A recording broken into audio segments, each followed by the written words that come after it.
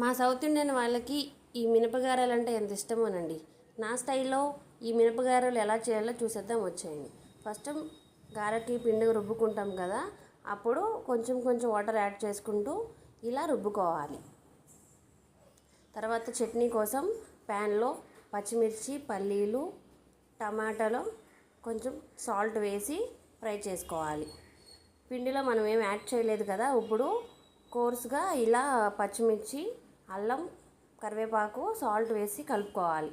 తర్వాత గారెలు వేసేటప్పుడు చేతిని వాటర్లో తడుపుకుంటూ గారెలు వేసుకోవాలి.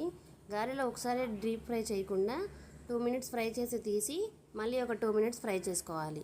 ఎందుకంటే గారెలు కలర్ఫుల్గా గుల్లగుల్లగా వస్తాయి. ఈ టిప్స్ మీకు తెలుసా? తెలిసి ఉంటే నాకు కామెంట్ చేయండి. నెక్స్ట్ చట్నీ కోసం నానబెట్టిన చింతపండు, వెల్లుల్లి రెబ్బలు, జీలకర్ర, ఉప్పు వేసి మిక్సీ పట్టుకోవాలి. తర్వాత పోపు వేసుకుని ఇంకో మిక్స్ చేయకండి. ఇలా చట్నీతో కానీ చికెన్ కర్రీతో కానీ సర్వ్ చేసుకోండి. నెక్స్ట్ వీడియోలో కలుద్దాం. బాయ్.